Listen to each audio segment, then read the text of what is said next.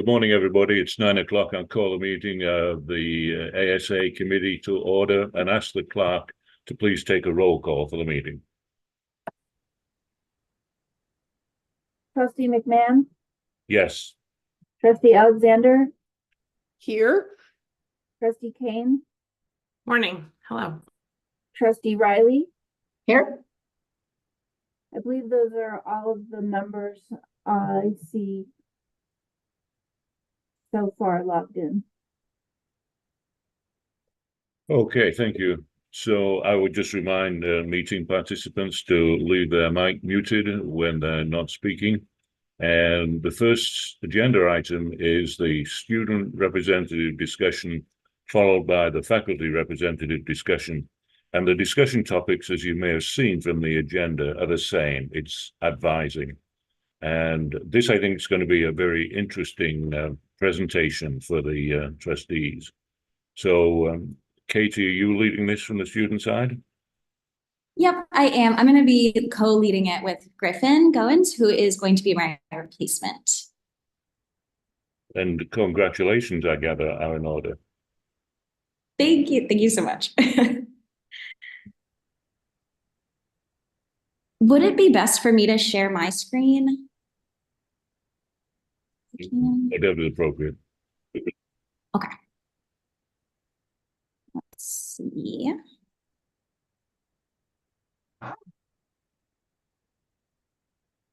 Alrighty, is everyone seeing a bunch of pretty campuses? Yep, we can see it. Perfect. Okay, so good morning, everyone. I'm Katie Ashley. I'm the outgoing grad student rep to you all from University of Maine. We had talked about doing this advising presentation back a few months ago, but then with the schedule being a little bit full, we decided to push it, which is why you all get to hear me talk for a little bit longer about this topic. So today we're going to be just going over advising, what it looks like on different campuses, some different terms or ways to think about advising, and then we'll have a little bit of a discussion as well. So in general, when we think about some of the goals of advising, we really can break it up into two different categories. So there's professional advising, and you can think of this as more of an advising center. These are centers that help with selecting classes, and there sometimes is career support, but these folks are professionals in the field of advising, and they typically don't engage in any teaching or research commitments as part of their role in the university. On the other hand is faculty advising, which is where a faculty member is assigned to a student. And in addition to advising, these faculty members also engage in research and teaching, so they have slightly more things in terms of their workload. What I have on the left and the right are the different logos of some of the schools that have more of the professional advising. So up at UMPI, they almost exclusively have professional advising, whereas at Southern Maine, Maine Law, and UMaine, more of the faculty advising side of that. So that's kind of what those logos are on the left and the right to kind of break that down. And I'll pass it over to Griffin. Thank you, Dr. Ashley. Good morning, trustees, and it's nice to be speaking with some of you for the first time. So first, I'm going to talk about professional advising, and then we're going to go into faculty advising. But one of the key takeaways is just how these two work together. And I think there is overlap slightly, but a lot of it is very critical and separate. And so the faculty advising depends on the professional advising and vice versa. So for professional advising, we're talking about professionals who our students have access to from the very early stages of their enrollment. And it's not necessarily set in stone, but these are people that a student can reach out to as needed. They're very flexible typically. It can be a last-minute question. It often has a sense of urgency, even though sometimes you're meeting with your advisor maybe every semester, every quarter. But so they'll assist the student in their class selection. They're familiar with the curriculum from top to bottom and some of the nuances as well. And so they're the ones that are saying to the student, if you don't take this, entry-level English course, you're not going to be able to enroll in the professional school of engineering in your junior year or something. There's a lot of things that a student wouldn't initially be aware of. And a faculty member has too many students they're responsible for to be able to provide that kind of personal touch to what they're saying. So some of the pros relating to professional advising are they're often kept up to speed on all of the different curriculum changes. And so as you know, as the board changes something that may impact students, it's not the responsibility of a faculty member or a department chair to reach out to every student in this program, but their advisors have that capability. This is their primary responsibility on campus. So they're going to ensure that students are able to follow the timelines that they're set out for, whether that's 4 years or they have an alternative pathway that they're on. And also just a major pro of a professional advisor is that this, as I mentioned, is this is their primary workload. And so as we're a faculty member, especially at an R1 institution or something, they're spread between research responsibilities, teaching responsibilities, service responsibilities, mentoring, things like that. And so this gives students access to a critical piece of information that otherwise they would not have. So cons of professional advising may be that they may not be as intimately familiar with the workload for a student. So they might not be totally aware that this 300 level course is very, very demanding versus an alternative course that maybe you could balance in conjunction with another course. So that's something where you would look to a faculty member. And they also may not have professional experience in the field to advise after graduation. So that's another piece that you would look to for a faculty advisor. Katie, if you wouldn't mind advancing our slide. So faculty advising, I think of faculty advising is a really special relationship that students have access to. And it's a different than a career advisor or professional advisor, because faculty is also the beginning of their networking journey, their professional journey, somebody they have access to in a specialty field that maybe they've never even had the ability to speak to before. So this is something I know that students take very seriously and feel very privileged to have that kind of access to faculty members. Also, a faculty advisor is familiar with the research in the field, can speak to higher levels about, what a student may want to be focusing their research and their time in the classroom or labs on. This is also on a career level. Faculty are the ones that know the changing demands in the career, what's up to date, the most current trends and knowledge that students really depend on, so that when they graduate, that they feel like they've got that leading edge in whatever field that they're in.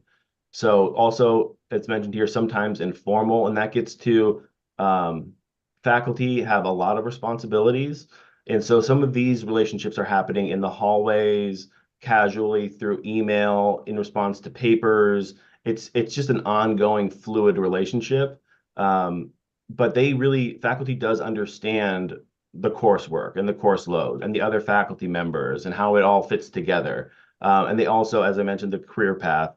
But with a faculty member, they may be the type to turn off their phones or computers all summer. They may be on sabbatical. They may be dealing with dissertation defenses. They have all kinds of things on their plate at a given time of year that doesn't allow them to be available entirely to a student, to their personal needs at least.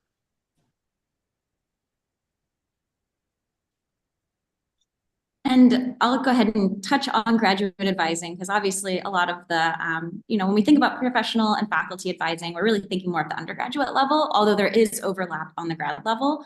But in general, graduate advising is a slightly different animal. I kind of like to think of a graduate advisor as more of an employer, more of a peer. And in general, they're selected before or after you start your degree, and it's typically very difficult or can be very challenging to change advisors because of that really intimate working relationship that you have with your graduate advisor. Although there are some majors that have professional advising. So at the University of Maine, an example of that is the MBA program, where they don't engage as much with faculty advisors. It's more the professional advising that the Maine School of Business has kind of embraced overall. So in general, when we think about these faculty advisors for graduate students, they really are the point person for human resources type issues, definitely for career support and research development in terms of planning projects and working on projects. And in addition, because of the professional nature of graduate school, they can be seen as more of a collaborator, your co-author when you're writing a grant proposal or for a different publication. But with all of this in mind, this relationship obviously is very dependent on the quality and availability and efforts of a particular advisor, a faculty advisor. So in general, it's kind of a funny saying we have in graduate school where, you know, your program is only as good as your faculty advisor. And that's very true because some faculty members may be spread so thin that it's very difficult to meet with them. And it really does rely a lot on that relationship, that working relationship. In general, from speaking to some of the other graduate student reps here, it seems that the degree requirements, it's a slightly different model, and this really falls more on the students' initiative. So in terms of choosing classes, it's more initiated by students and then finally, you know, approved, or it's more of a discussion with faculty as needed. And another thing that there's been a lot of work on is because of the working nature of graduate workers, to really hone in on developing contracts and really set clear expectations. Okay, so we're gonna tell a couple stories and I'll start. So Olivia, who is the undergraduate rep at UMaine, is currently on a plane on her way to Portugal, where she's going to be doing a study abroad. So she was not available to tell her story, but it was an interesting one that we wanted to share nonetheless.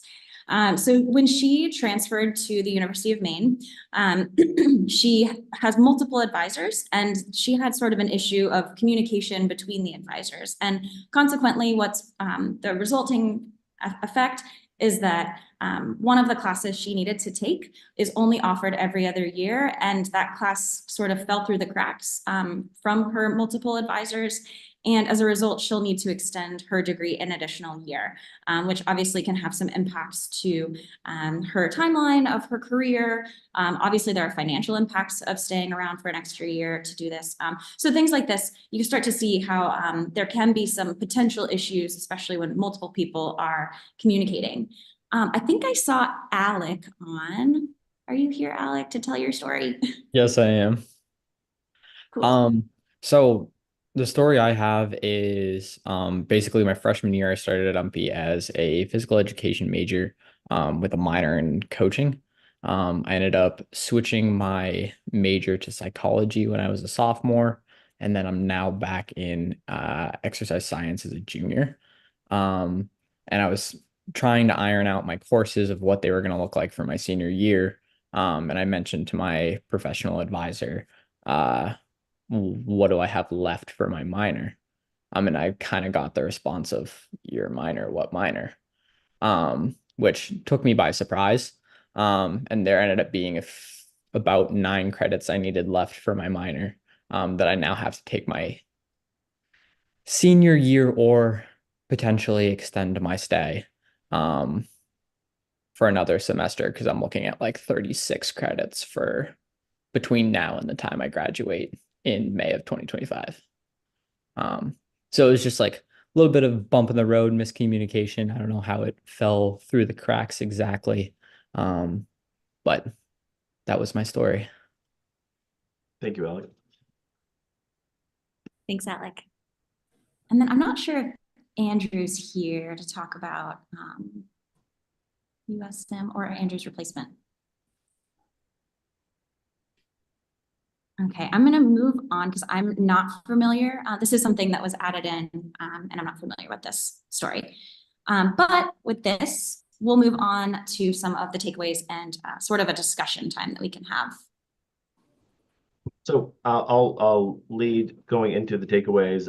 Just when you're thinking about advising at the faculty level and at the professional level, it's just thinking about, as Alec highlighted, and I think any student that's gone through a 4-year program or graduate program knows that that's not an unusual experience. You're often sort of like just whether it's in the nick of time or it's very kind of high pressure situations where you realize that these changes are very critical to a timeline. So that's looking at professional, financial impacts that could have based on maybe it's you're looking to get into a certain job and you were planning on a time or something like that. So so looking towards improvements in advising, we'll open the discussion for this, but I think it's looking at, first of all, it's taking advising seriously from the student point of view, because it's immensely valuable, and it's something that you couldn't take away without students. It's a huge piece of helping students complete their programs and helping students stay in a program, or whether it's transitioning from a community college. There's a lot of hurdles and roadmap that advisors kind of they smooth the path for those students. And then on the faculty side, it's also recognizing the value of that work, the time it takes, and supporting them in the ways that may require. Some of that goes at a higher level, some of that's in contract and bargaining agreements, but faculty, I can speak personally at the graduate level. I benefit immensely from having an advisor who, anytime I need to speak with her, she'll set aside an hour on the calendar. And some of it is about my coursework. Some of it's about brainstorming around dissertation, kind of research ideas. Some of it's about professional things. Is this a meaningful thing to be studying right now in this field? Is this something that I can take beyond my graduate education? And is this something that people have a desire to, work with?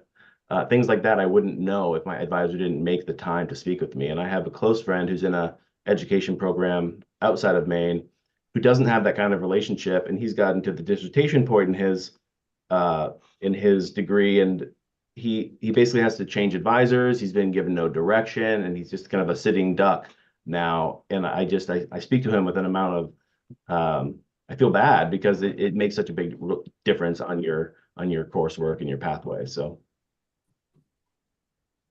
Cool. And I'll take these last 2 bullet points. So obviously we want to think about, what are some ways that we can improve? How can we make the advising process and experience? As Griffin said, it's such an important piece of the puzzle of completing a degree at a university. And so how do we improve this? And so maybe on the faculty side, and I'm really excited for the faculty discussion after this, but does this look like more training, or does that maybe seem like something that's, just adding more workload to them? Or are there different ways that their workloads can be improved so that they can, do the best job in advising as well? Additionally, things like supporting the professional advisors and the continuity of their positions and their important roles. There are some potential opportunities for changing advisors and making that a little bit easier for students who are working with faculty advisors. And one point that's sort of come up as we've really started to unpack advising was really, how does this relate to unified accreditation and our unified catalog? And it's something to think about, especially when thinking about a student who may utilize multiple universities for their coursework, or maybe if they're working exclusively with a professional advisor, and then they're taking a course at a university that only has faculty advising. How does that relate to the guidance that they receive? And how does that information sort of, how do we bridge that gap, and what does that look like? So with that, I'll open it up for some discussion. I'll stop sharing my screen so I can see all your faces again. Oh gosh. Okay, thank you very much. First of all, let's open it up to trustee committee members and other trustees. Questions of the students? Trustee Alexander. That was a very interesting presentation. Thank you both. It's an area that I don't know much about in terms of academic systems generally, or university Maine system in particular. And I was very impressed with your identification of the last item on your agenda, which is, how does this relate to the unification of our credentialing, a unified accreditation in the system? An issue that the trustees struggle with and the university is grappling with on a daily basis for future plans and programs. But it seemed to me there were 2 issues here. One is software, as in Alexa, what do I need to do to complete my major or minor at the University of Maine? That answer ought to be provided to you pretty quickly as a software data management access issue.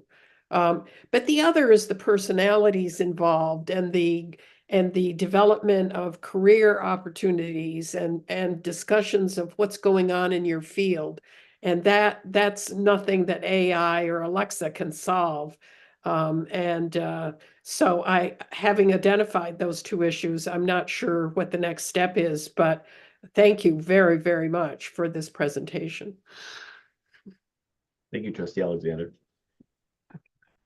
I would make a quick response to the software and the personalities question. I think those are both good questions, because when you're talking about the professional advising, one is that they are helping students a lot with software. So it's going into your portal and how to navigate. There is that element involved. And I think we will see, I anticipate that as whether it's AI or software improvements, some of that does get streamlined and gets easier. But a lot of it is so unique to the individual. So it's a student that's in week 6 of a program that's saying, I just found out I had a death in the family and I have to go back to X and X, Y state and take care of a family member. How is this going to impact me? Though it's that level of concern that programmatic or AI changes can't address. So even with the streamlined, it's a matter of some element of a relationship. And I'm sure everyone in this forum has been part of something where it's like, you can get a certain level of expertise from a chat bot or from a software. But when you're like, no, this isn't my situation, they're not responding to my unique problem. And then with the personalities, yeah, I think that kind of speaks to the same thing, which is how important it is to be able to speak to another person. And there are higher education systems that rely less on advising. I know in Canada, Great Britain, there's models where a lot of it's put onto faculty. And I think if you do your own research, you might find some of that as well. The difference is that their faculty receives sort of the support for that. It's sort of a program level change, but the faculty in the humane system and across America, I don't think have that kind of support. It's not part of their training expectations. It's not part of their professional development. So it's kind of an unwieldy, different option. Other questions from trustees?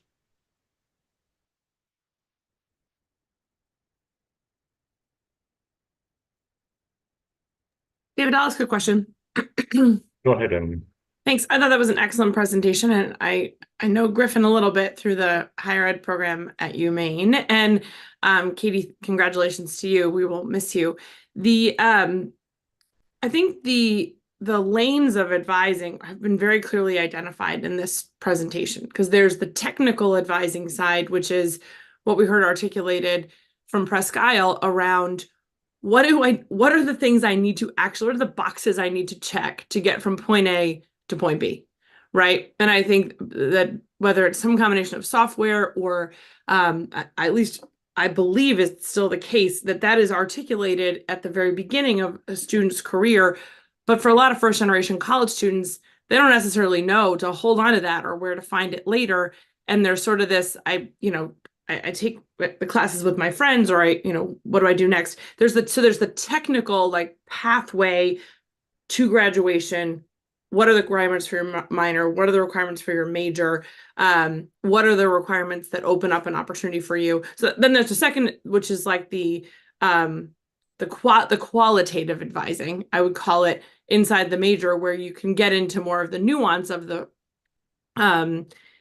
the flavor of the major, right? Or the sort of areas of expertise or the electives, right? And that, I think, is where faculty have a really important role to play, where I think the technical advising is something that could be more automated or resourced online, and probably is. It's just also a matter of making sure students know where to get it. And then there's that third lane of advising, which is the whole person advising, right? Which is really hard because there's also counseling centers on campus, and there's mental health resources that go along with that. And I think the opportunity we have is to make sure we can, as trustees and as the system, is to make sure we can meet the students where they're at, as they sort of change lanes, right, across those three things. And I think that's certainly, I used to do advising in the Honors College and did the curriculum mapping for every major at the University of Maine.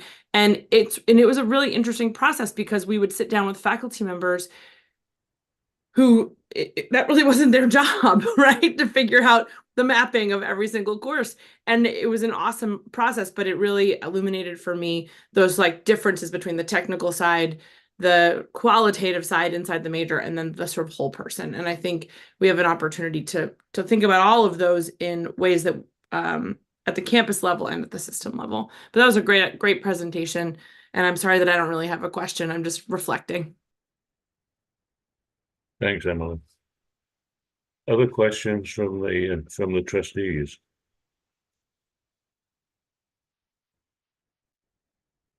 Well, if not, thank you so much for the presentation. It was excellent. I enjoyed the discussion that we had in Augusta on Sunday evening when you raised the topic, and I thought it was very worthy of the discussion at this committee meeting. And again, Dr. Ashley, congratulations. And as we say, we will miss you.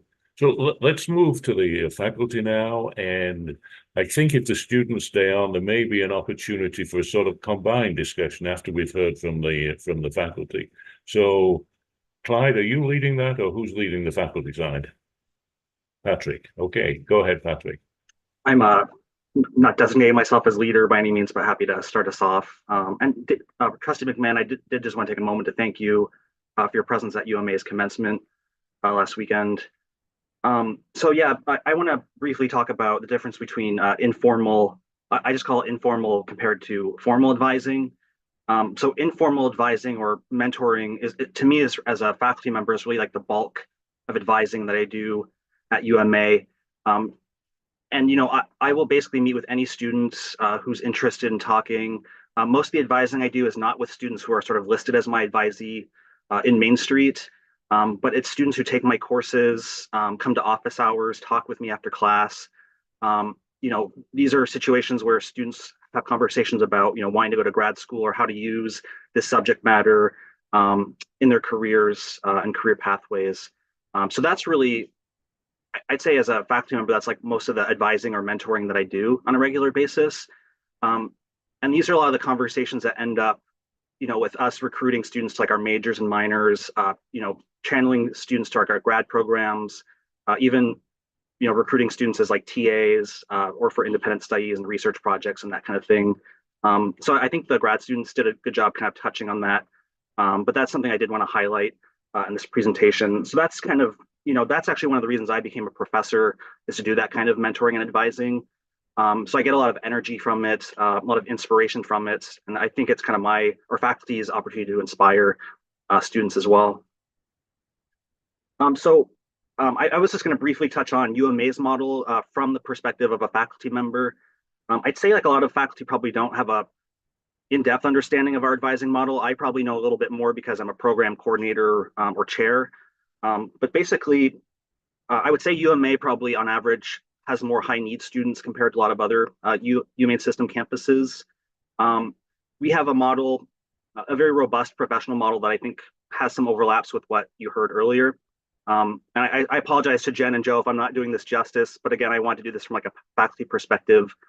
We have a director of advising at UMA, and they oversee what's called student service coordinators, who are not only attached to the various sites and centers throughout UMA, but they're attached to various programs.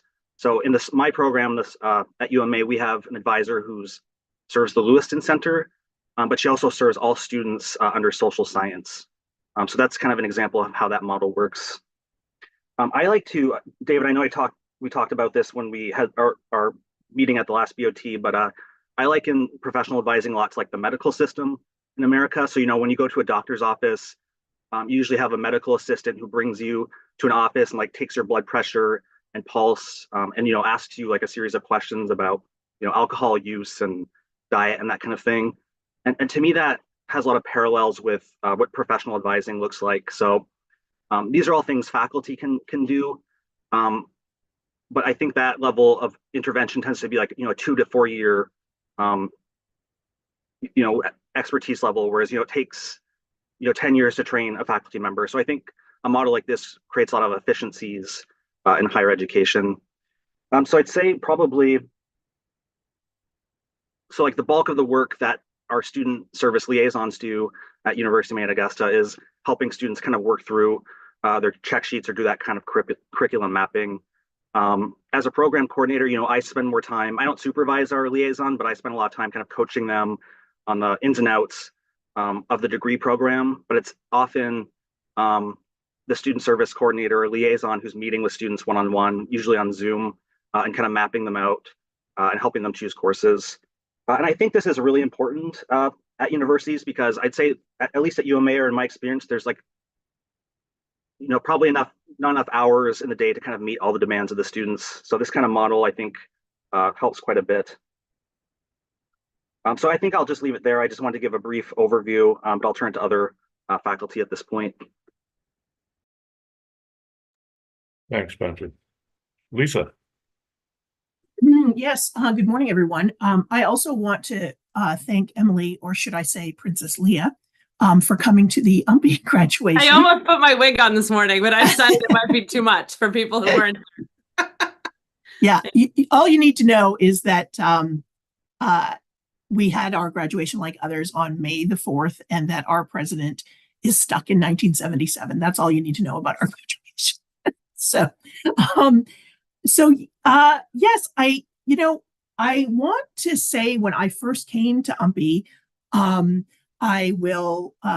it was all faculty advising, and I lived in total terror that I was going to drop the ball and there was going to be a student in their last semester that didn't have all the I's dotted and the T's crossed. And it was paper, right? I had files with paper. Let me check. Did you do everything? And so about, let's say 10, 12 years ago, we added a professional advising model as well, but we're not just professional advising. So for those of you that don't deal with registration, what happens is, when a student is choosing courses for the next semester, they create something called a wish list, and that wish list has to be approved by their faculty advisor. A professional advisor can help them create it and give them direction, but their faculty advisor has to approve it before they can actually go on and register for classes for the subsequent semester. So we have faculty on our campus that do things many different ways. Students are able to send an automated email through Main Street, which is our system for registration, and tell their faculty advisor, my wish list is ready for review and approval. And some faculty will just go in and approve it. Some faculty, like myself, require the student to meet with me so that I can talk over things. But they are expected, or I feel that they're expected, to also have either created the wish list themselves or worked with a professional advisor to create a wish list. I will tell you, one of my most annoyances when we used to do advising live, I do it mostly on Zoom now because it's easier for students to drop in and out. A student would show up with no wish list and just look at me and go, so what do I have to take? And I'm like, well, it's not my degree, it's yours. I'll help you. But at the end of the day, it's also your responsibility, right? So I really see it as collaborative between the student, the professional advisor, and I really like Patrick's metaphor with medical assistants. So they're doing a lot of logistical stuff like, oh, this is a prereq. Did you know this? Professional advisors sometimes will know what is the calendar for this course isn't going to be offered again before you graduate, so you'll want to take it now. So all of those kind of logistics. And then the faculty member as well to say, I really think you should go this way, or you expressed interest in this in the last class, so let's add this minor or look at a certificate. So my philosophy is very much of a collaboration and ownership with the student, the professional advisor, and the faculty advisor. That's not to say that balls don't get dropped. I'm very sorry to hear what happened with Alec. I think moving majors, and sometimes when you move major, you move your professional advisor. So if it wasn't recorded in Main Street that he had a minor, that conversation could have not been translated. But I think that collaborative idea is really good. And I now rely on professional advisors as a student's going into their last semester of their junior year or first semester of their senior year to say, can you do a degree audit? I think they've got everything, but can you also have eyes on it? So that's what I just kind of wanted to say. And I think Clyde has some things to add. Thank you. Thanks, Lisa. Clyde, go ahead. Thank you, Trustee McMahon. So thank you to Lisa and Patrick for explaining their models, and also to the students, Katie and sorry, I missed the other student's name, Griffin. Thank you. That was very, very helpful. So I would like to share what we do at UMF. So UMF for many years has had basically just a faculty advisor model. In the last couple of years, we have introduced drop-in advisors. And this last year, we introduced first-year advisors. But for as long as I've been here, essentially advising has fallen on the faculty model, which obviously has some benefits in that we understand the students, we see them in the classes, we work well with them. But I do feel that students would probably be best served by a hybrid, such as you've heard both UMA and Presque Isle have, where you have the professional advisors who know the curriculum, who can take care of the, crossing the T's and dotting the I's. Because I have seen it, there are obviously will be cases where, students will, their planning will fall through the gaps. And like for Lisa said, often the crunch time for students is when the schedule is released for the next semester, and the time between then and when they actually have to register for classes. That's typically on our campus a 2 to 3 week period when they need to figure out what's available and what they can take and what they need to take. So with the faculty model, the problem then is those students have to meet their faculty advisors in a very short time window. And as Katie mentioned, obviously the faculty have other obligations, both teaching, research, and service to their campuses. So it ends up being quite a stressful time. And certainly at our campus, it tends to be very uneven. Some faculty I typically have 30 to 40 advisees. Some faculty have 50 to 60, and then other faculty have 2 advisors. And so I don't feel that the model always provides the best service. And my last comment on that is, and I'm not trying to be negative at all, because I love UMF and I love our students, but where everything falls on the faculty, I feel that there should be some sort of assessment. Obviously taking into consideration whether you've got 2 advisees or 60 advisees, but we are assessed on how we teach. When we come up for review, we're assessed on the research or the service that we provide. But there's no assessment on the quality of the advising that we provide. And I know it's very subjective, but so are teaching evaluations. And I feel that students deserve the best service they possibly can get. One, so that mistakes don't happen. But like as Patrick said, I feel that as faculty, our key area that we can add the most value is in terms of helping students plan their careers, helping them with independent studies and with their research agendas, and preparing them for what comes after college.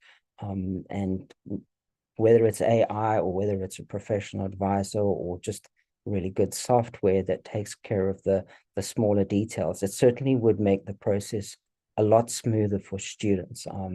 And that's kind of my thought, is the students should get the best service we can give them. Thank you. Thanks, Clyde. Joe, go ahead. Hi, so you all can hear me okay? Good. So first of all, I want to thank the trustees for acknowledging that this is a relatively new area of understanding and inquiry for you. And it's something that's dynamic and changing all the time. So quickly at USM, we have a model wherein students will engage directly in a more focused way with their professional advisors for the first 2 years of their academic career.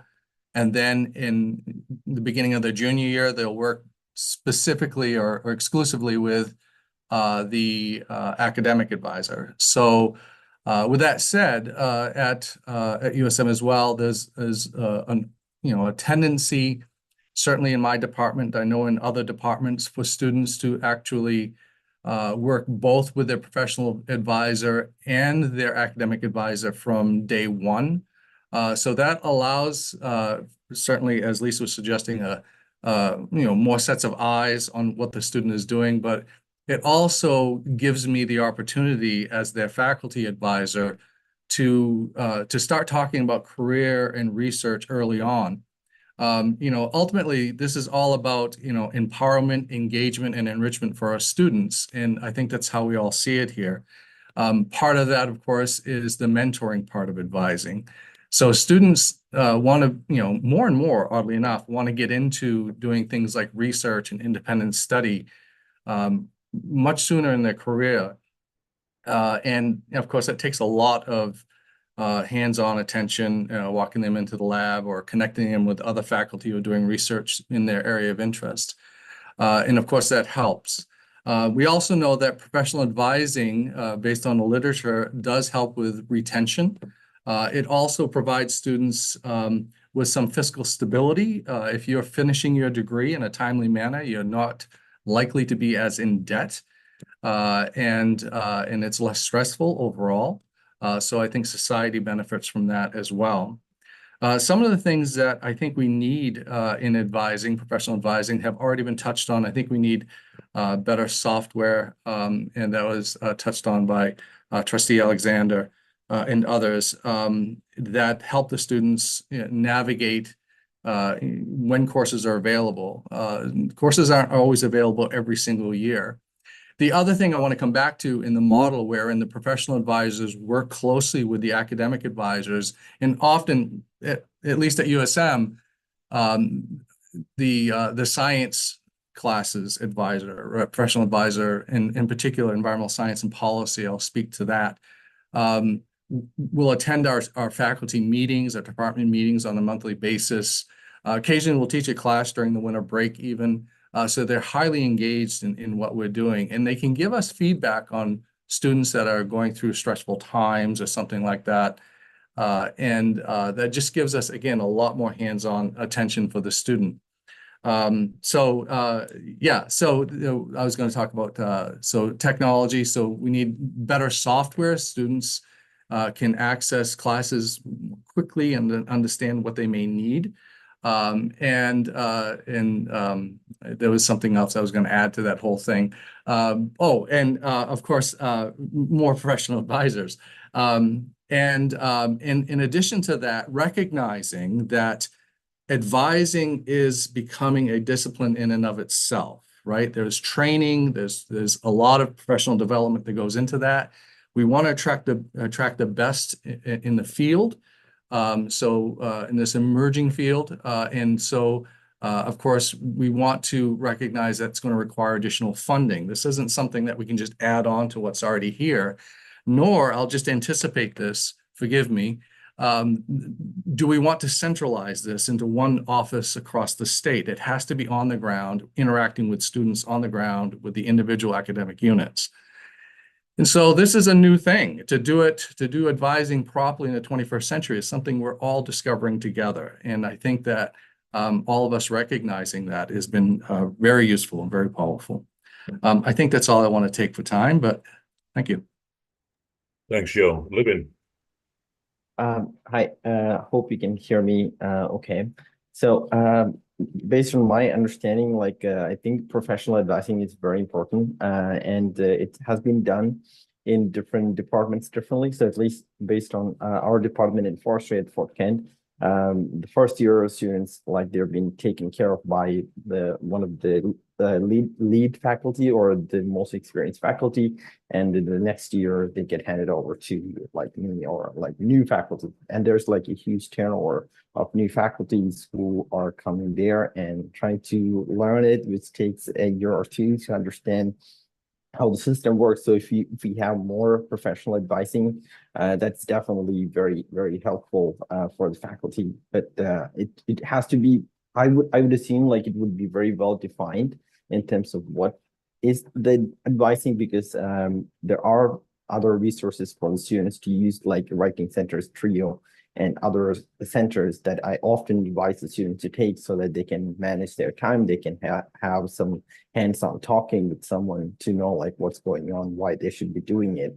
So hopefully like we can have the level on which this advising is structured should be more useful and more accessible for the student rather than, you know, like if you want to use it, you can use it. But I think oftentimes when it comes to advising, the faculty have to follow up with the students and say like, oh, let's meet there, right?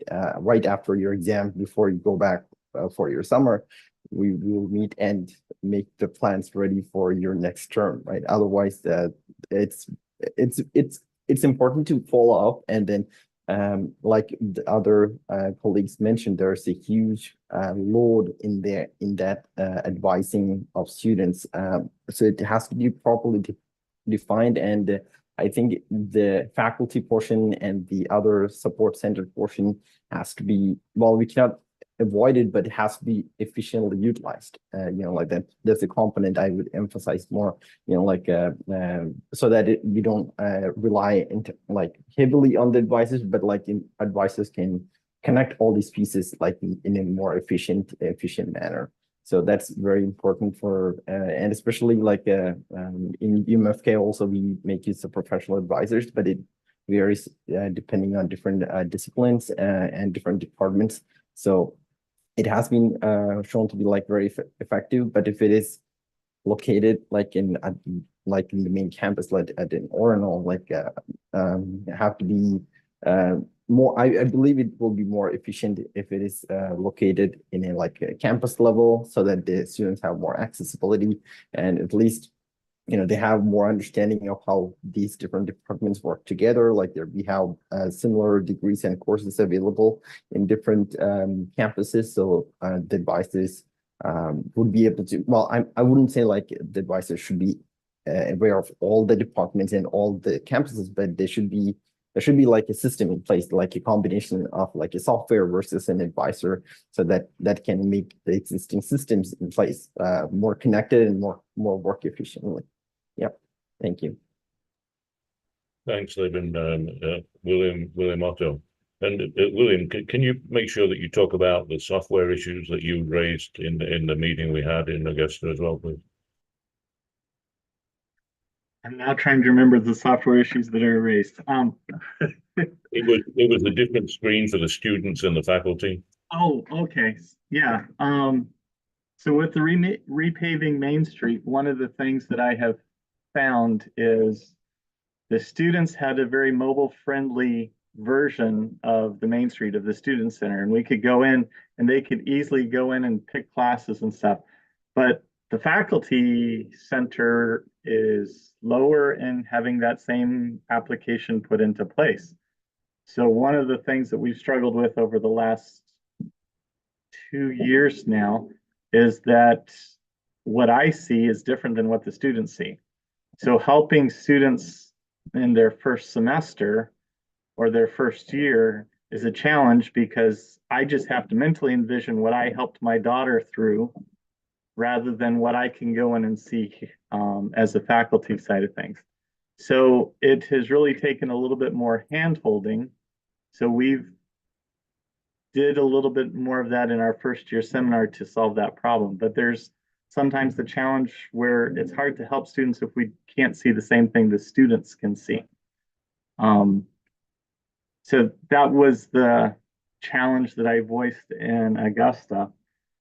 In response to Trustee Alexander's, I wanted to kind of point out a challenge with regard to the multi-campus. I tend to advise students who are online doing degree completion, and so we're trying to find the appropriate courses for them. And so a lot of them are taking courses at multiple campuses. And a challenge, well, let's start with the pro. With the work that has gone in over the last few years, it's much easier seeing other campus courses.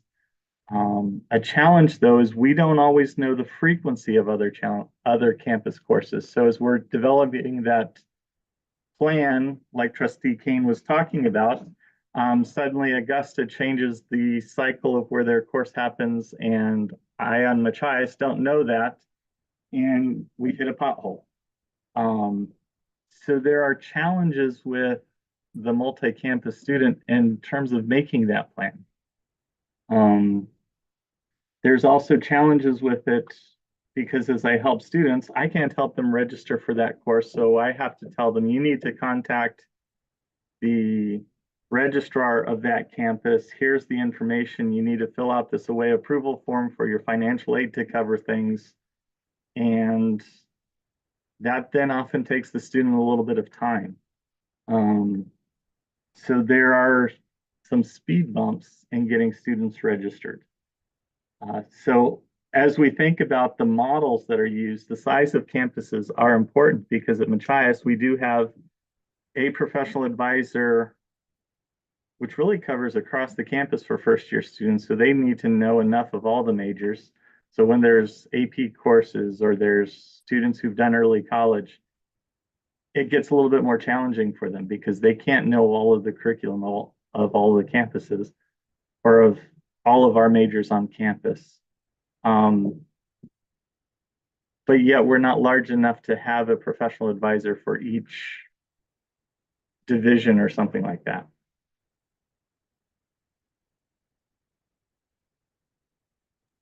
Thanks very much. Lisa. Thanks. I just wanted to piggyback on what William said about the technology issues with students having the mobile version of Main Street. Yeah, it's not just that they don't see or we don't see what they see. They've renamed things. So you heard me talk about a wish list, and it's been a wish list for like well over a decade, but it's called a shopping cart on their mobile thing. And so I teach university experience, which is kind of like what we used to call the freshman seminar, but like how do you become a college student? And we help them for their first semester through the advising process because it's all kind of done for them in the summer by professional advisors. And so when I'm trying to talk them through, this is where you look, this is where you put it. And I'm using the term wish list. And if they're using the mobile app, they've never heard that term before. And even when they go to the desktop app, they have to go to the classic student center to see the terms that all the faculty see. If they go to the new one, there's different terms. So that's just a huge logistical challenge. Thanks, Lisa. Questions from the trustees? Oh, Dimitri, sorry. I was going to say a few words about the law school's program, and I think it works really well. I mean, one advantage of being a smaller school and having an amazing admissions director is that we get to know every student and kind of what they're interested in as they come in. So really starting with orientation, and we try to assign students based on their interests. So students interested in doing environmental law are assigned to our environmental professor as their advisor. Students interested in immigration law are often assigned to the immigration professor as their advisor. So we have that kind of counseling at the outset, really thinking about not just graduation, but finding jobs. And from the academic dean perspective, I'll say, I think our program has worked pretty well. We require students to attend a registration session that I lead at the end of every year. And then we require students to meet with their faculty advisor for registration. And in the last 2 years, I feel like I've seen a lot fewer students who reach their last semester, who have not met some key graduation requirements, or have not written a paper when they're supposed to write a paper and kind of rush at graduation to get them through. So yeah, I think the smaller size really helps. Every faculty member has about 5 to 6 advisees every class, so about 15 to 20 total advisees. So during registration season, it's a kind of crunch time when we meet with all of our advisees. But my understanding from the student perspective is that they have a pretty good sense of what they need to do to graduate, and they can talk about bar exam, they can talk about jobs and career placement. So that has worked fairly well, and that's the program we put in place maybe 6 or 7 years ago. Thanks, Dimitri. Chair Riley. Oh, This has been fascinating. I commend you, Chair McMahon, for this issue. I think it's worthy of lots more discussion. One reminder for all of us, I think it does remind us that this population of students is very different from what our experience was, not as resilient, needing supports, and the system is more complicated. But it struck me, two things struck me. One, on Katie's slide, the point on the professional development, that their greatest advantage was sort of explaining the hierarchy of what needs to be taken when. And I would reinforce Barbara's thought. That seems to me imminently something for AI. Take that away and make this a simpler process. There's lots of people touching students in lots of ways. It also strikes me that we really need to put into overdrive our work on the unified catalog and ways to sort of maximize the ability and ease with which students can take classes at other places and faculty advisors can understand it, so that we might never have the experience of somebody like Olivia who has to stay an extra semester because she somehow missed the boat on what she had to get. But it's a great discussion, I think a really hot topic. And pleased to see all the work underway on thinking. Emily. Thank you, David. I have a question for the faculty and the students. I think there's research out there about the sort of first 6 weeks and the difference it makes in the trajectory of a student over 4 years. I don't know whether the pandemic has changed that research, but I know that's always been sort of the conventional thinking. And I was listening to Lisa talk about how part of this is also empowering students to navigate, right? There's a part of advising that is helping a student then learn how to advocate for themselves and get in and know how to navigate this. So I'm just interested in hearing both student and faculty perspective on that concept of that setting the tone in the very beginning from an advising perspective, and also the piece about empowering students to help navigate their own course and advocate for themselves at the same time. If anybody has thoughts on that. Joe, go ahead. Yeah, I agree. I think the first 6 weeks is really important for students in terms of retention. I actually don't know what the pandemic has done to that. We anticipated that it did damage, so that's probably a pretty safe assumption. Again, in my department, environmental science and policy at USM, we've found it really beneficial to have, similar to the courses Lisa had mentioned, this early, year experience or entry year experience. In my department, we called it field immersion, and that creates a community of students that are all trying to solve this problem together. And we talk about navigating, and we openly talk about the issues of making sure you're on track in how difficult it can be to map your courses over 4 years. And I think in the process, because it's very lighthearted, we're all laughing and joking, and we bring in other, students. I think that they do feel a little bit more empowered in regard to, oh, okay, this is going to be difficult. I'm not, dumb because I can't figure it out, or they're anticipating that something's going to sneak up on them because scheduling can be difficult, classes can be dropped, what have you. That is really important, I think, to have a lot of hands-on in the beginning. In some departments like my own will have courses, some entire campuses will have courses that are designed to help students with that whole process. So it's very important. Thanks, Joe. Katie, would you like to have the last word? Sure. And I think it's a little different. I have a slightly different perspective. I did my undergraduate degree outside of the University of Maine system. So I had a slightly different experience with advising and what that looked like. And I will say, kind of speaking to that point of empowerment and how that can really impact the way both a student sees themselves as a competent adult and also, how that translates into their career and in the way that they carry themselves through their work, both at the undergrad and graduate level. And so it always kind of struck me in discussions of kind of that final say for approving courses really falling on faculty or falling on advisors for at the undergraduate level. So at the graduate level, whenever you're selecting courses, typically your first enrollment, you have to have okayed by a faculty member. But then after that, you have free reign to be able to select your courses and enroll in them as needed. And that's something that I'm more familiar with from my undergraduate experience. And so it's just something that sort of struck me. And so when we think about, empowering students, and obviously you don't want to have the issue of someone enrolling in a course that's not appropriate or maybe doesn't make sense for their career path or their degree progress.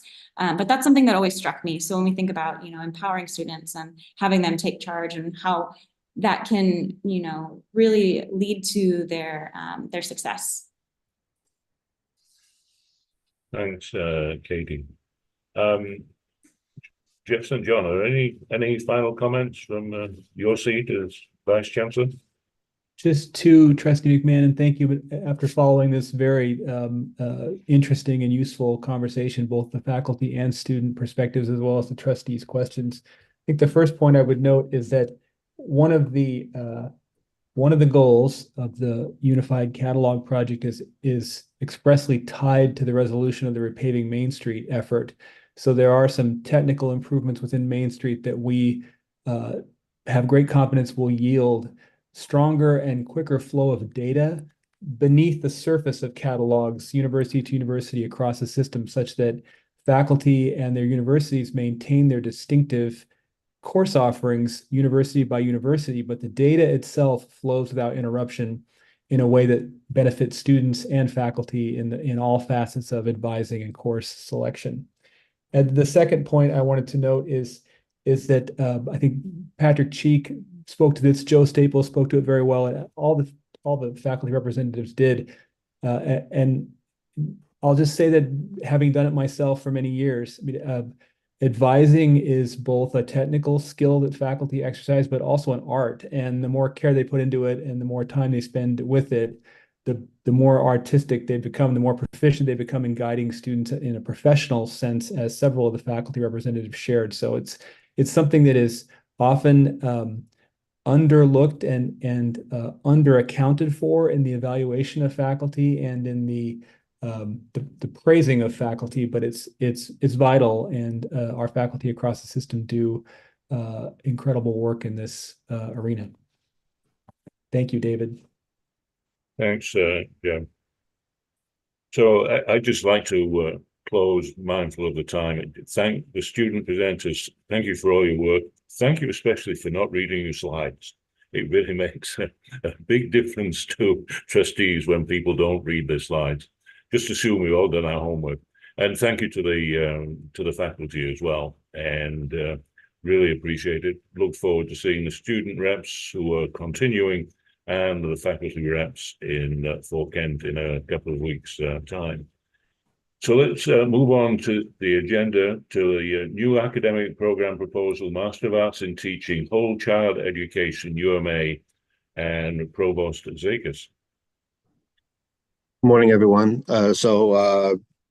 Trying to keep us on time here. I'll be mindful.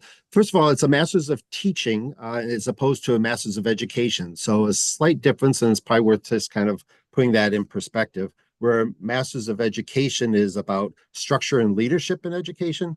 A Master of Art, Master's in Teaching is a more of a micro, kind of refined and honing the craft of teaching. And I think it really plays in this conversation that we're having about focusing on the whole child or the whole student in this situation. This degree will equip teachers to be able to teach and help students, kind of build resilience. That term that is out there and becoming stronger and stronger is social and emotional learning, self-management, social awareness, relationship skills, self-awareness, responsible decision-making. All those kind of components are kind of providing, we hope, a better educational environment for the teachers in preparation to give to their students. We received good feedback from all the education preparatory programs in the state, and I think we have a strong program here in front of you. we see this program as aligning with our other kind of holistic efforts that we do here. We have a nursing program that does that. Our trauma-informed emergency management is also about resilience. And so we feel we're building on, I think, a strength here at UMA. And this program will also be online, which will help in terms of the larger strategic goals of getting more of our programs accessible to more students. And happy to take questions. So thank you. Questions for Joe?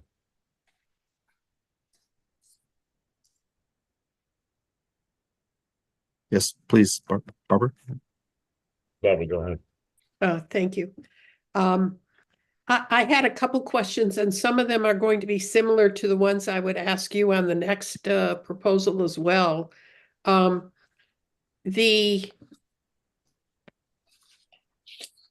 program says that there is no multi-university collaboration at this time, but it talks about the potential future collaboration and development.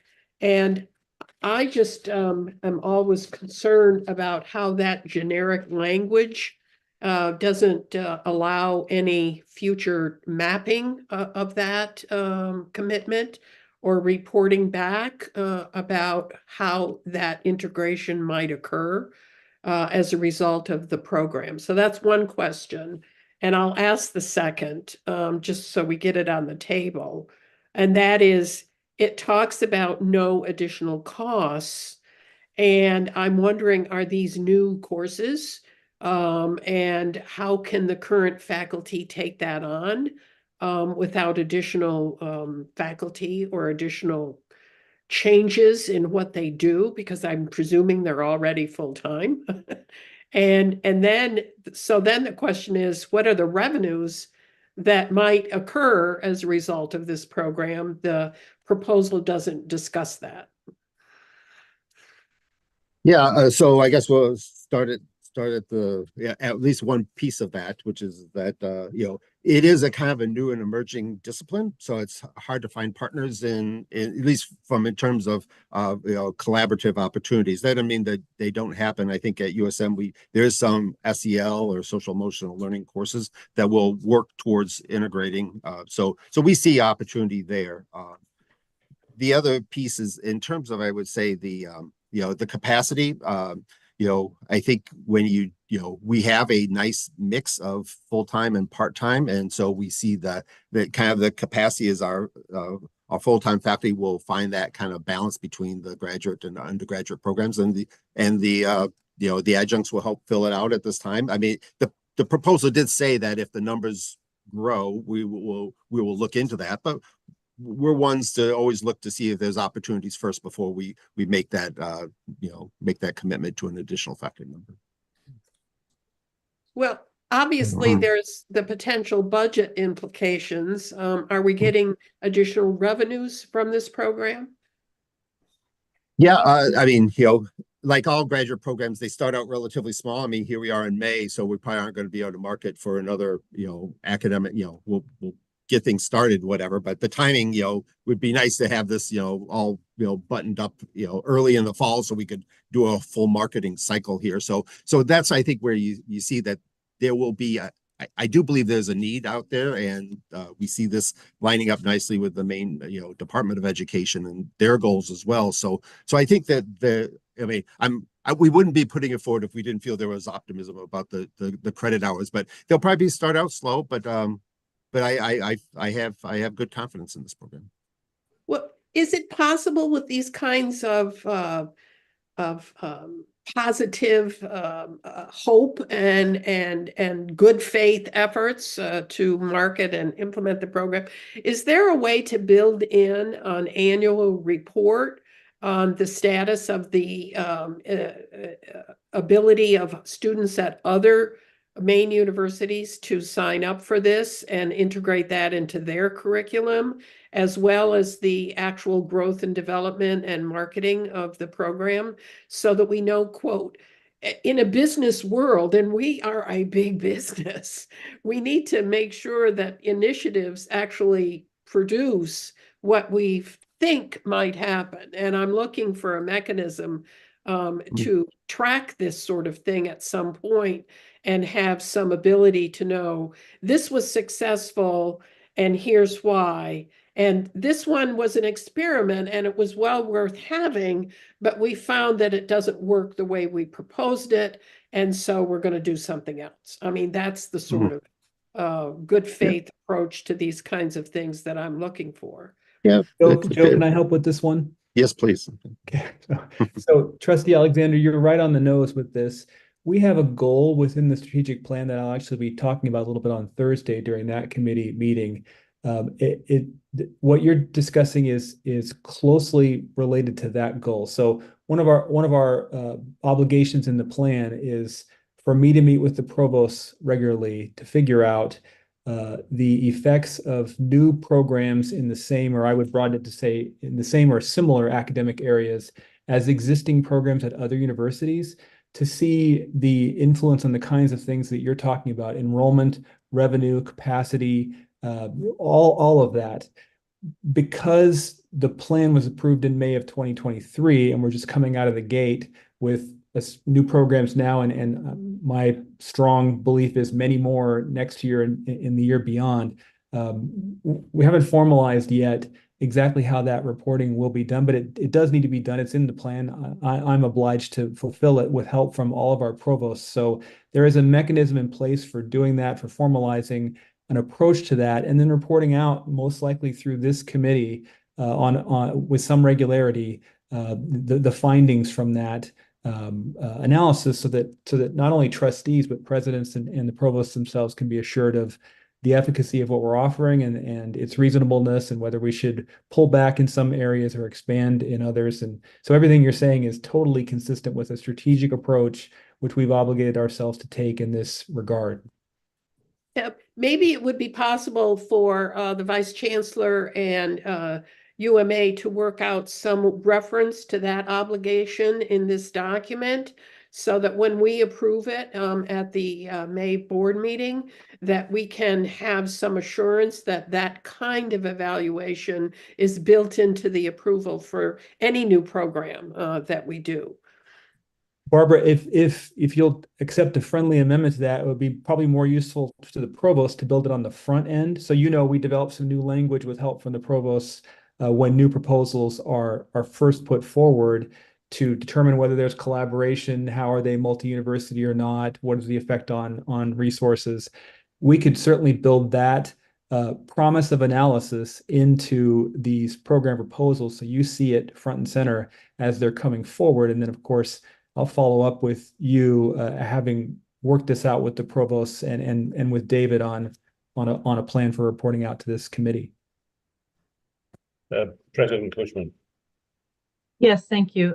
That's an important question, Trustee Alexander, about revenue and investment, and on something that might be an experiment. So I think just want to highlight Provost Sikas's point that that's why when we're undertaking a new experiment, we want to do it without adding faculty lines right away. We want to see how it works, and we want to see what the reception is, so that if it doesn't meet our expectations, no harm, no foul, right? We can continue and either return or consider something else. So just wanted to make that point. Well, thank you very much. Just one more point. There's nothing in this proposal that indicates any aspect of experimentation, pilot, evaluation after a year, or anything else. And that's what bothers me about these. They take on a life of their own.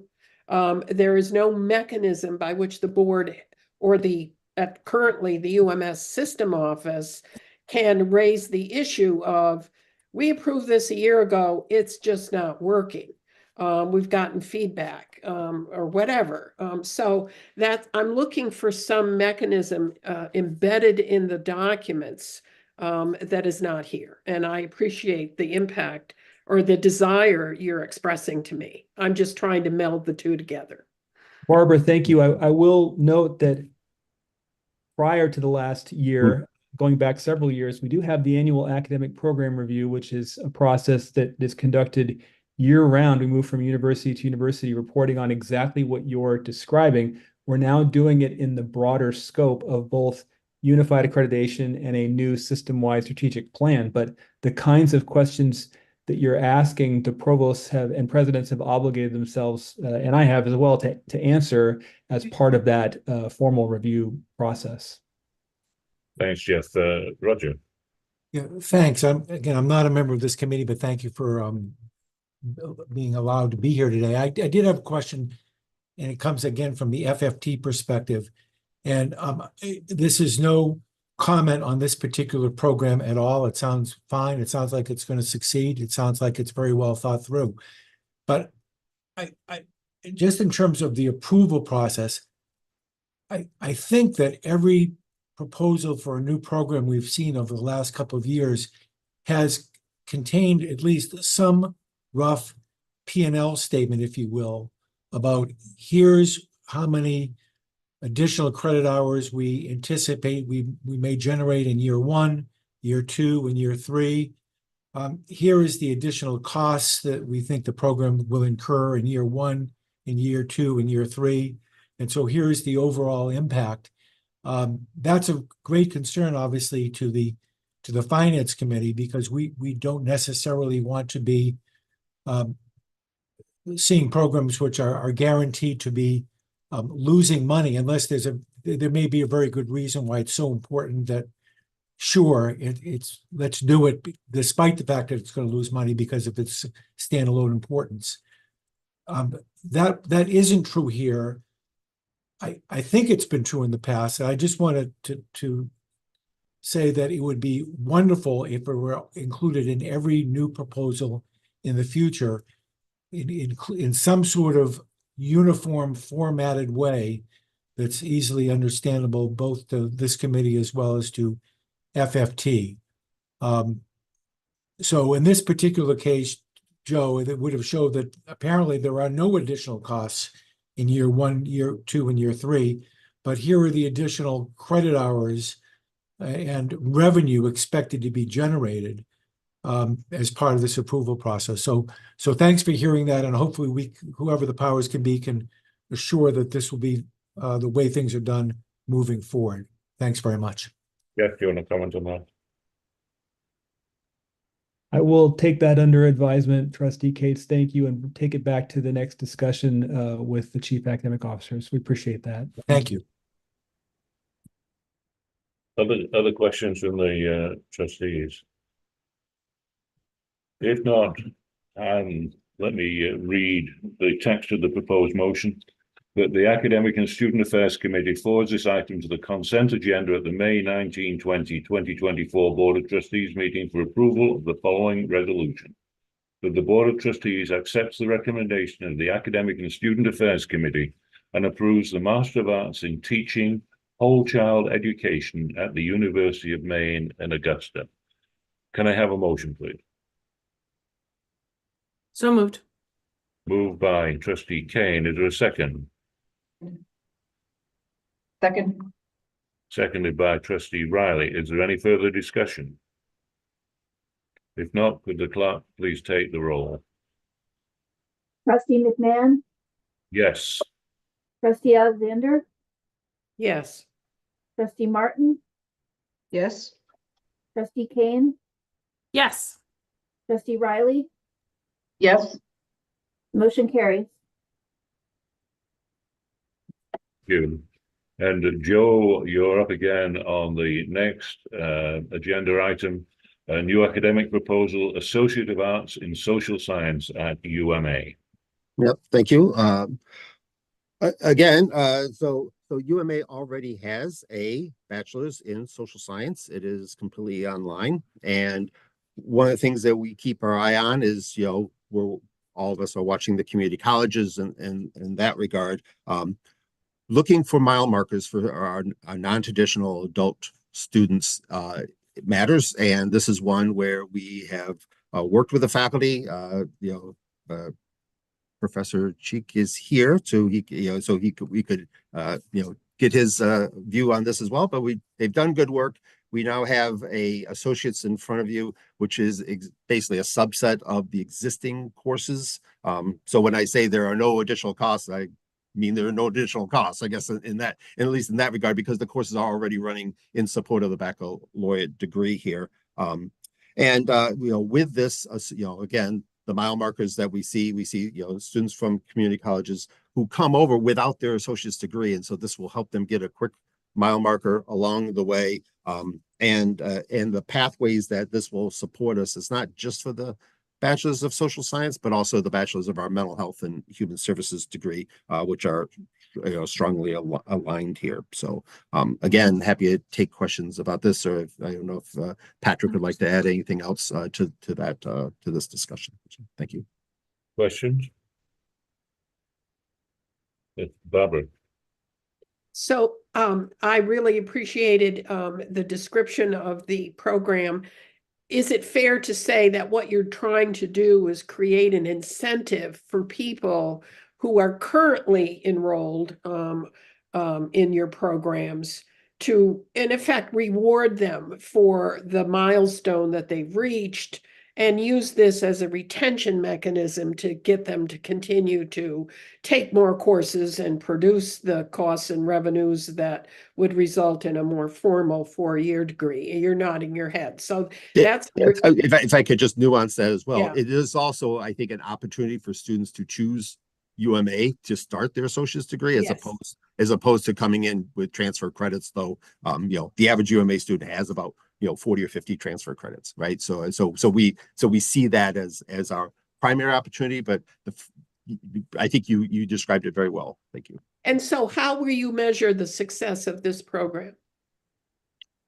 Well, I think a couple of ways. One is just head count from the associate's degree, how many students are actually matriculating in that, how many will, how the pipelines will grow in terms of our graduates in both the designated pathways, which we see here, although students are allowed to change any major, but social science, in aggregate, how are they, how are those numbers increasing? That's, And so I'm hopeful that that kind of reporting would come forward at some point to allow you to determine the value of this, which is a no-cost experiment. And I appreciate the value of that for sure. Yeah, thank you. Can I just add very quickly before we move on that this is also based in research that shows that especially the least vulnerable students who UMA serves really are able to persist better if there are mile markers along the way. So that's one of the reasons to put, associate's degrees or certificates so that the students feel a sense of accomplishment. Because it takes our students longer than 4 years, right? So you can't talk about a 4-year degree. You really want something along the way to help them persist. Thank you. Patrick first, and then Trish. Thank you so much. So yeah, thank you for the opportunity. And I want to say Trustee Alexander, I think, captured this perfectly. And I just want to thank the board, the Chancellor, Jeff St. John. This is something we should have done 10 years ago. And it was really like the strategic plan that gave us kind of a kick in our complacency to start thinking about this. So I really think this is a big win.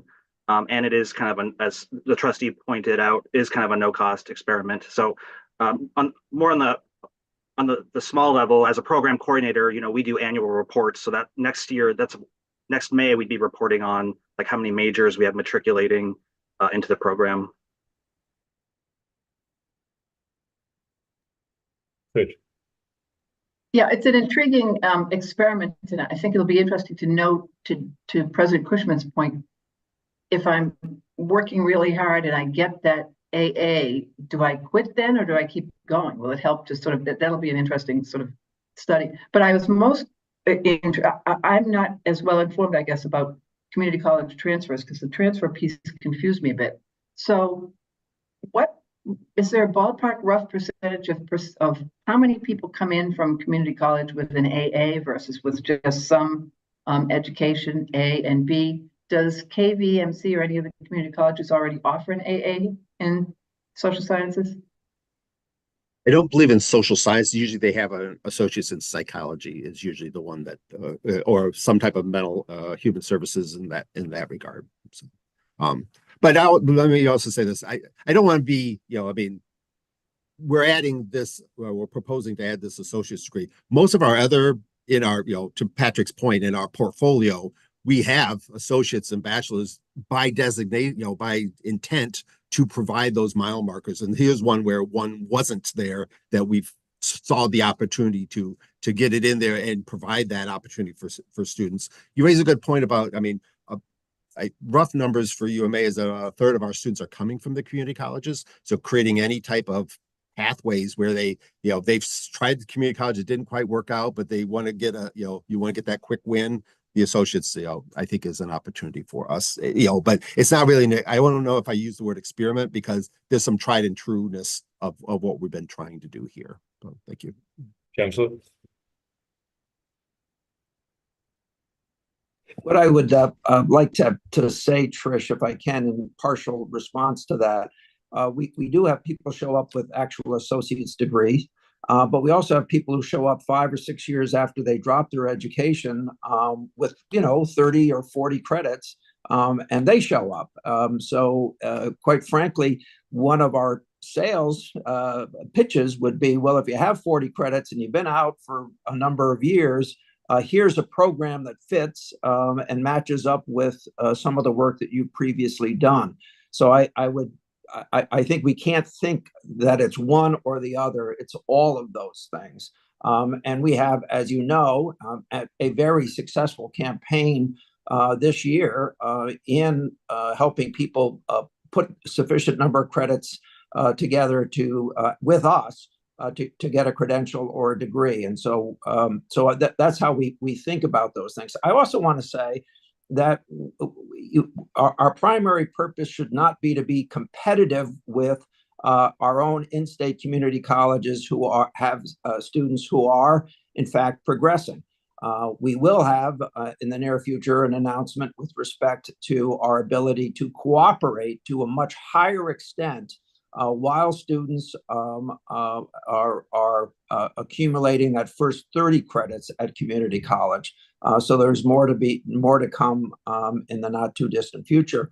And then finally, I think we have to put this in the context of what is taking on what I would call movement status. And that is the likelihood that our accreditor at some point in the near future is going to lay out specific rules with respect to a 3-year baccalaureate or the equivalent of a 90 credit baccalaureate degree. Having this tool, which then could lead to the major, might be a very attractive, if that's what our competition is going to be, might be very attractive in reacting to that competition. Thank you, Chancellor. Ray Rice, you had your hand up. Oh, as always, the Chancellor made the salient points that I had to make before I did, so I want to thank him for that. But I do want to underscore, completely agree with President Cushman. I think these are really important programs that function in regards to milestones to ensure student success. These are the kind of programs that each of our institutions really need to be looking at to make sure we have, so students have that pathway from certificates to 2 years degree to 4-year degree to graduate programming within our system. And the other reason the Chancellor hit, I think, is really important. A good number of our students that transferred from the community college have not finished degrees, just due to the fact that circumstances did not work, whether it was 5 years before or there was a semester before. And thus it's really important to have programs like this so they can capitalize on that. And frankly, so we get the recognition from IPEDS too, that they receive that appropriate recognition as well. Thank you. Any other questions? Seeing none, I think, on both screens, that's correct. I will read the motion that the Academic and Student Affairs Committee forwards this item to the consent agenda at the May 19th, 2024 Board of Trustees meeting for approval of the following resolution. That the Board of Trustees accepts the recommendation of the Academic and Student Affairs Committee and approves the Associate of Arts in Social Science at the University of Maine at Augusta. May I have a motion, please? So moved. Second. Did you get that, Beth? I did not. I believe it was Trustee Alexander and Trustee Kane. Okay. Can you call the roll, please? Trustee McMahon. Yes. Trustee Riley. Yes. Trustee Kane. Yes. Trustee Alexander. Yes. Trustee Martin. Yes. The motion carries. Thank Thank you. you, folks. Thank you, Joe. And the next item, new academic program, Doctor of Engineering in Engineering Technology at the University of Maine, Provost John Boleyn. Great, thank you, Trustee McMahon, and good morning, everyone. This new proposal is for this doctorate in engineering technology. It's particularly unique, I would say, in that it's designed for the working professional that really seeks advance in their field. It's fully online, and it's actually a part-time dissertation program, but it is research-based. Students have to complete a dissertation and publish their work. It's part of the process. And as this proposal was developed, though, it was unique in that it received really broad support from the industry professionals. More than 25 letters of support came in from industry supporting this. It's also unique in that not only is it fully online, it's the only fully online, it will be, if approved, the only fully online engineering technology doctorate in the US. There are other doctorate programs that are in person or partially online, but this one actually is the only one that would be fully online. And I'm happy to take any questions. Thank you. It's probably worth emphasizing, this is in a surveying technology field. That's right.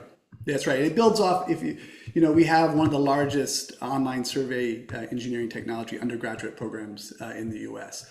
And it really built off really well from that work. And that has just taken off in the last 4 years. Question.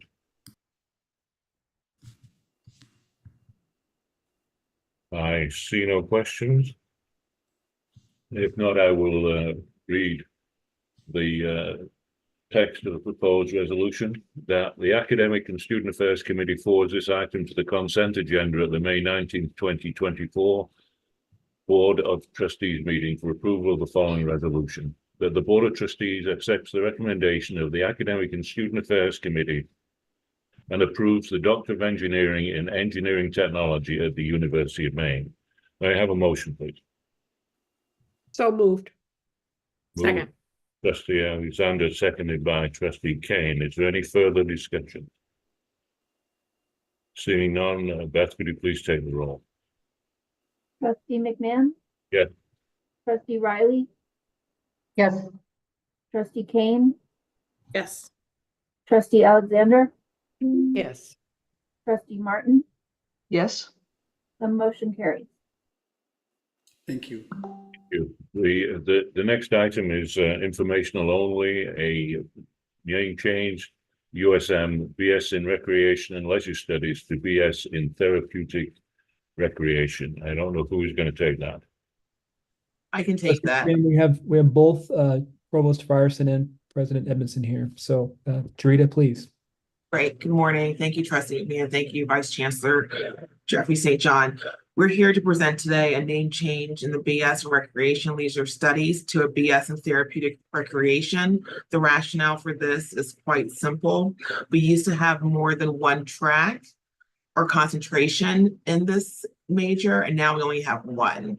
So to make sure that it's aligned with the name and the concentration, or the only remaining one, we've asked to have the name change. The CIP code does not change, and also we're the only university in Maine that offers a major in therapeutic recreation. It's important for us to showcase this to our guidance counselors, other people that bring their students here for admissions. I can stop there and take questions. Are there any questions? So it's just purely and simply a name change coming for information. Yes. No questions. Thank you. And so I would entertain a motion for the Board of Trustees meeting to go into executive session under the provision of 1 MRSA section 4056A to discuss the evaluation of personnel and the consideration and discussion of appointments, evaluations, employment, and duties. May I have such a motion, please? So moved. Moved by Trustee Kane. Is there a second? Yes. Seconded by Trustee Alexander. Beth, could you take the roll, please? Trustee McMahon? Yes. Trustee Riley? Yes. Trustee Kane? Yes. Trustee Alexander, Yes. trustee Martin, Yes. the motion carries. I'll move you into executive session.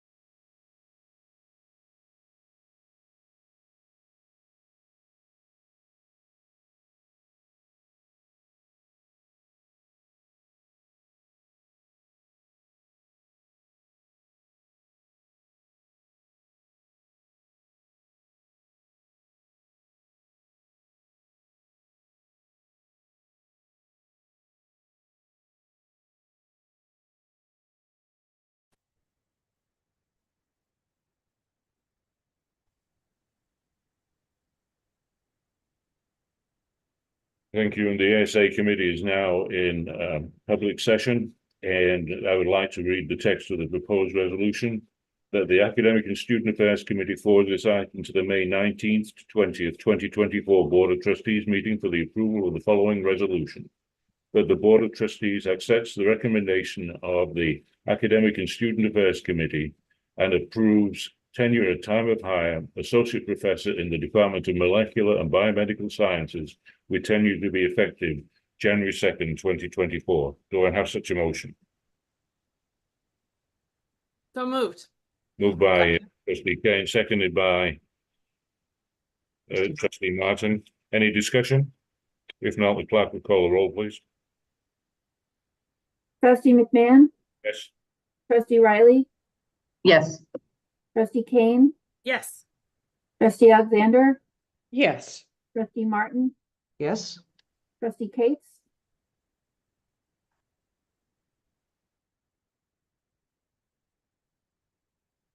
okay, the motion carries. Thank you very much. And we conclude our business. The chair thanks everybody for their time and attention and the preparation that they obviously put into their presentations. Thank you all and have a good day. We are adjourned. Great meeting. Thank you.